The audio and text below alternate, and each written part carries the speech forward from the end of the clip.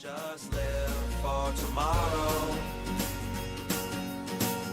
or just live in yesterday. Just be glad for all you have that's in today. Hey everyone, Connie here, and welcome to my blind reaction to episode 1 of Thus Spoke, Kishibe Rohan.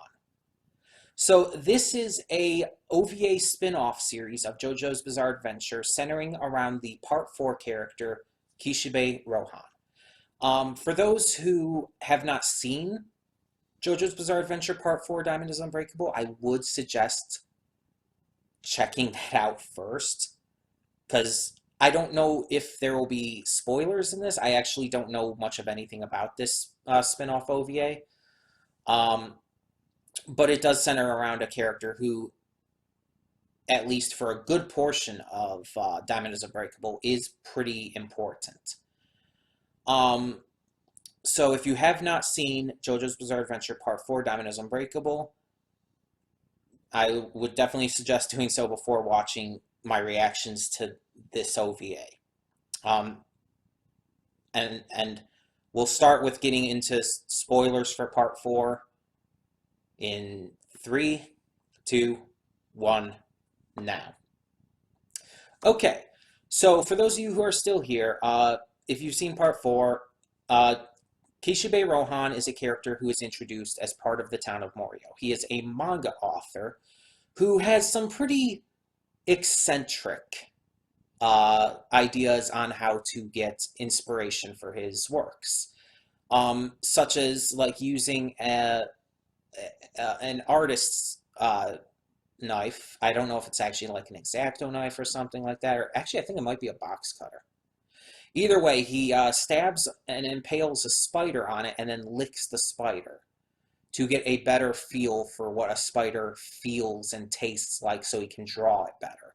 Yeah, he's weird. But he ends up becoming a straightforward ally to our heroes in Part 4, and has a pretty important role to play, especially with the ghost girl, whose name I cannot think of at the moment. Now, I don't know if this OVA takes place before the events of Part 4, or at least before the events that Rohan is in, or if it takes place after, or even during. I don't know. I know nothing about this OVA other than it's a spin-off about Rohan. I know that the episodes of this OVA were released kind of apart from each other. They weren't all released at once. And in fact, I think the newest part, the newest episode, episode 4, was actually released like very recently. And it kind of came out of nowhere and surprised a lot of people. And that's actually what caused me to want to check this out. I had heard someone mention it. It's like, oh yeah, that was a thing. Because I had heard about this before. I'd heard about this OVA in the past, but I never really thought about checking it out. It's just it never crossed my mind to do so, whether reaction or otherwise. But again, I heard someone talking about it, and it's like, huh, it might be interesting. It might be fun. It might be It might be cool to check it out. And so here I am. This is obviously the series I mentioned in the update video, the one that I wanted to get to this week. So we will be reacting to the entire thing over the course of this week, all 4 episodes that are currently released. And yeah, they're, at least the first episode, I assume all of them are around the same length. They're about the normal episode of or the normal length of an episode, about 21 minutes. So yeah, it's a normal episodic thing. And this is kind of taking a big priority this week. So as I mentioned in the update, I'm going to be getting to this stuff before I think about getting to anything else with the normal shows we react to currently. The stuff like She-Ra and Glitch Techs and Harley Quinn and all that. But yeah, so those of you who have watched like previous JoJo reactions for me, I've said in the past, Part 4 is my favorite part. I enjoy the stands more, the characters, the art style, everything about the story. I like the villain a lot more than in any other parts. Just all in all, part four, Diamond Unbreakable, is my favorite part of JoJo. Um, and Kishibe Rohan is a really interesting character. He's nowhere near my favorite character from part four, but I've always found him very interesting because he a lot of times he ends up coming across as um, a very serious character in comparison to pretty much everyone else. In fact, in a lot of cases, he comes across as the voice of reason.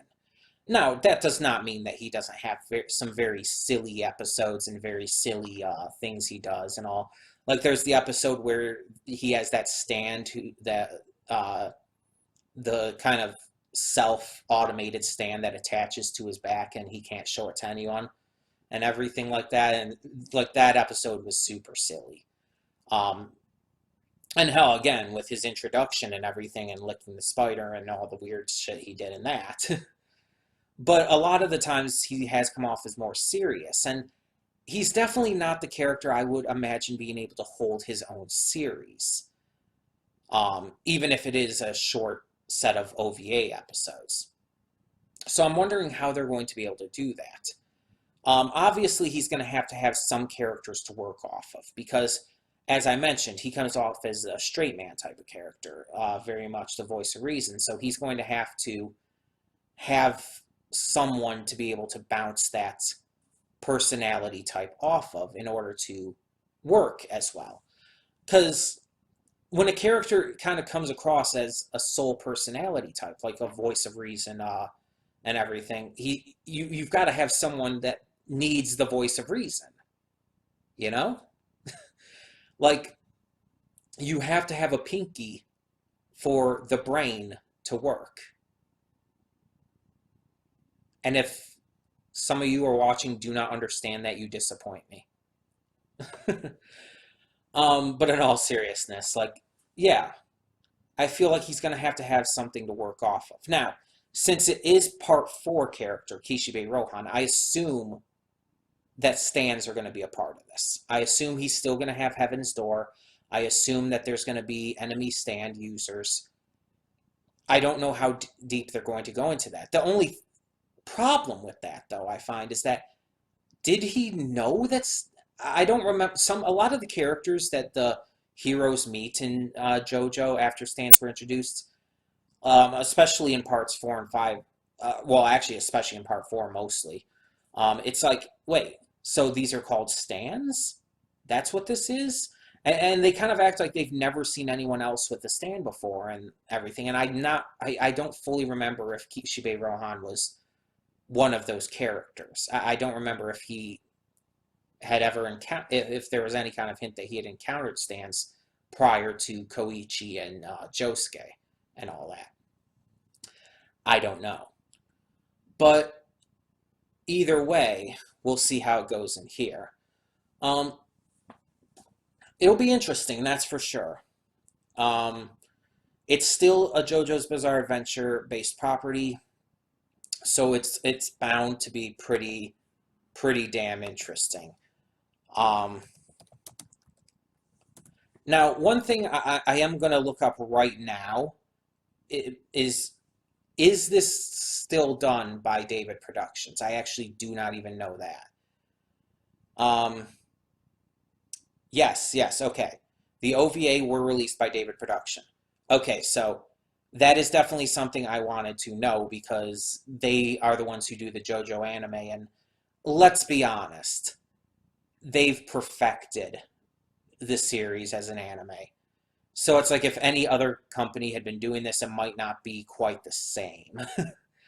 And that's by no means to say that another company couldn't do it. It's just, it wouldn't be quite as memorable, I feel. At least it'd have a chance of not being so. One Punch Man got handled by a different company for its second season, and although I think it was personally better in terms of characters and story, it definitely wasn't quite the same as season one and definitely felt different. But yeah, I mean that could have ended up happening anyways if this was done by another company. This could have ended up being surprisingly damn good, even if feeling different. But don't got to worry about that clearly. Um, so yeah, like I said, I know nothing about this. I don't know anything about the story or whatnot, but I'm very excited to find out. Um, because hey, he could always use more JoJo content. Especially since we're still waiting for any kind of confirmation for part six, which definitely one of the parts that I would be interested in, considering, again, I already know who the main JoJo for part six is. And yeah, that I definitely want to see an adaptation now for that. Um, but yeah, we'll see. We'll see how it goes. We'll see where it goes, and hopefully it's going to be good. We are only doing the first episode for this first go, but we'll do the rest later on this week. Um, we might do 2 episodes in one go. We might do episodes 2 through 4 in one video. I don't know. It'll just depend on a lot of factors. We're only doing episode 1 today also because I already recorded something today, a movie reaction. So it's like, yeah, don't want to overexert things, you know? Um, but yeah. Either way, I'm excited. Um, hopefully it's good. And we'll just get this started. So when the screen fades to black, pause this redirect and go to the description below. Follow the link to the reaction, and after you watch it, come back here to the redirect and resume play. Because after it fades to black and then fades back in, everything from that point forward will be my afterthoughts and will contain spoilers to the episode. So that being said, thank you so much for tuning in, and I will see you at the reaction. And we are back, and we'll begin with spoilers in 3, 2, 1, now.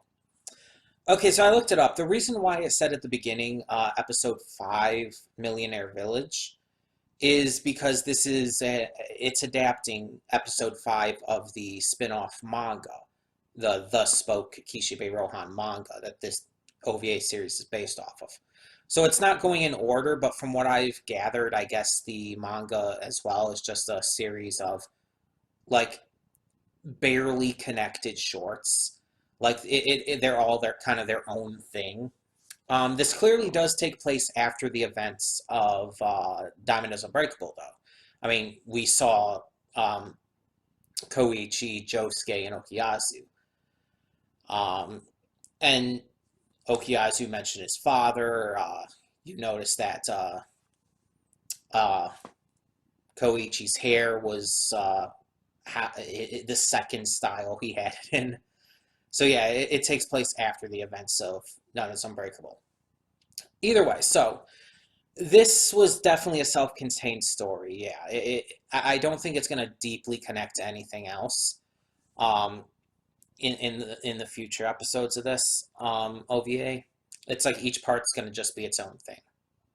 But either way, so in this, Rohan and his editor Izumi decide to check out a millionaire village hidden in the mountains. It's only accessible by either hiking there or by helicopter. There are no roads leading in or out. The village was founded by these normal everyday people when they were all 25 years old.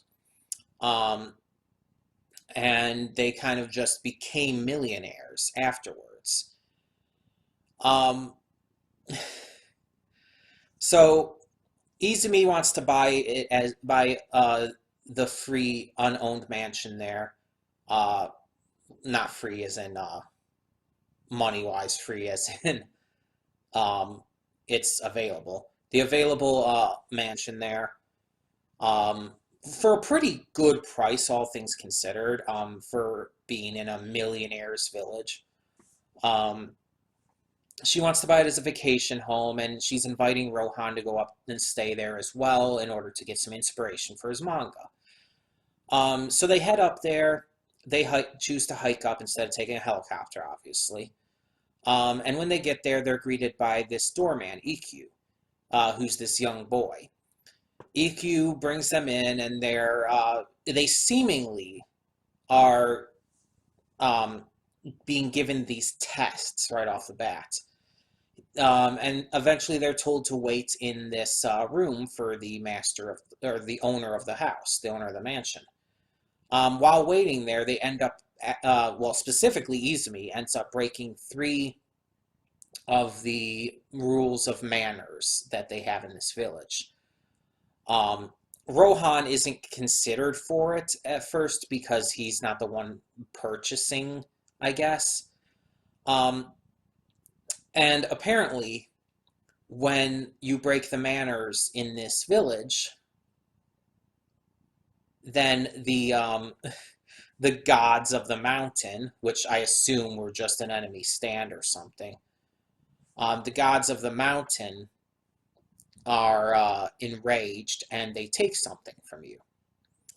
And we've seen stands do similar things to this before. So, hell, it could be EQ's stand and he just doesn't even know it. It could be a stand like that where the owner doesn't even realize.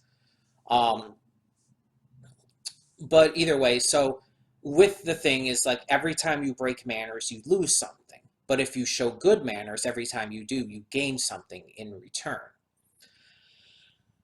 Um, and so she broke manners three times, and so she lost three things. The baby bird in the box apparently died, and just there's a gushing blood out of it now because, okay, why not? But on top of that, she also lost her mother and her boyfriend who were in a car accident. Um, After that, Rohan breaks manners, and because of it, um, he's going to lose Izumi because she ends up having a heart attack. He's given another chance, and he succeeds at it, thus restoring everything. But at the same time, he manages to trick the doorman EQ into breaking the manners, which it doesn't show anything actually bad happening to EQ. So, I mean, I guess something probably did, but we just didn't see it. But either way, Kishibe Rohan and Izumi are able to leave, and everything works out. Izumi's mother and boyfriend are okay. The baby bird is okay. Izumi herself is okay. So everything was just kind of restored. They left the village and everything went back to normal. Um, so yeah, this one, it was definitely meant to be its own thing. It was definitely meant to be a standalone. That's very clear. Though we might see in the future, we might see a little bit of Rohan living with Okuyasu now, I guess. He's been living with Koichi prior to this, apparently. Um, but yeah, it's definitely a standalone, and it had this creepy factor to it. And again, if this was the work of a stand, we never found out what the stand was, or even if EQ was the user or whatnot, unknowingly. We never found out. It was never revealed. So that's interesting in and of itself. So it seems this series is going to be just little stories of Rohan's exploits, things that he's going about doing. The art style, like I mentioned, is definitely more in line with Part 5 than it is with Part 4, which is definitely weird. Because I'm so used to how Rohan and all of them looked in Part 4. And yes, when I reacted to Part 5 Vento Arreo, I did notice right away that the art style was different, especially when Koichi was brought in, because it's like we saw him in Part 4 and the art style, and he was notably different in Part 5. I think that the art style is technically still different in this than Part 5 based on Koichi himself. But at the same time, it was definitely closer to Part 5 than Part 4. So it's like it's similar to Part 5, but it's not exactly the art style of Part 5. Either way, so Rohan in this was Rohan. He definitely had, as Izumi basically pointed out, he had that bit of ego that Rohan has always had in Part 4. He had the definitely more serious nature to him. he was Rohan. He was exactly what I would have expected him to be. Izumi herself, I really liked her character. I'm sorry. I think she was cute and sweet and just a really nice person, and I just really liked her. Um, I don't know if we'll ever see more of her in this, but I hope we do. Um, she's really cute, and I do really like her. Um, and she was a genuinely good person. That was made very clear that she was genuinely good, and she wasn't trying to break those mirrors or anything. It was completely accidental. Um, but yeah, yeah. EQ was extremely creepy. The eyes, it was definitely the eyes. That kind of thing does freak me out a bit, admittedly. Um, and it's interesting. I was wondering if we were going to see the other mansion owners, but we never did. Like that never really came up. Nothing really happened with that. So that's interesting in and of itself, I guess. Um, there weren't really many other characters to like mention. It was mostly just those three in this episode, along with Hogyazu and Koichi at the end, which again they were themselves. They were the characters you remember from part four. So the story itself was very basic. Like there wasn't that much to it, and again, it didn't actually go in and explain a lot of what was happening. But for a standalone OVA, it was fine, and I thought it was very entertaining, very interesting. Um, and yeah, and although with the art style and everything, um, even though it was notably different from part four, and again closer to part five, it wasn't bad. It was just it was different. Um, the animation was still good. The voice acting was good. The sound track, the score was good. Yeah, it's just I didn't really have any notable issues with it other than the fact that it didn't really reveal much of anything with what was going on. Um, so yeah, we'll just have to see where it goes from here. Um, either way, either way, I did really enjoy this. I thought this was really interesting, really fun. Um, and it definitely felt like JoJo. Let's be honest. That's the big thing. This definitely felt like JoJo. Like I could see this having been an episode of Part Four if it was Part Four's animation, arts and animation. I could just the plot and everything. This could have been just a standalone episode of Part Four, just centering on Rohan. So it's like it just kind of fits in with that style that JoJo has. David Production did very well. And I think it's the same voice actors for everyone. They sounded the same at least for Rohan, Koichi, and Okuyasu. Josuke didn't speak, but for those three that did, yeah, it sounded like the same voice actors. So it's like, I assume it was still them, unless there's just really good impressions out there, which is possible. Either way, we will be obviously continuing this. We have three more episodes to go, which we'll get to over the course of this week. Just as I mentioned in the pre-thoughts, whenever we get to them. We might get to one episode at a time. We might do two episodes after this. We'll just have to see. In the meantime, tell me in the comments below what you thought of this first episode of the Thus Spoke Kishibe Rohan OVA. And thank you all so much for tuning in. For now, I'm Connie, and I'm signing off. See y'all next time.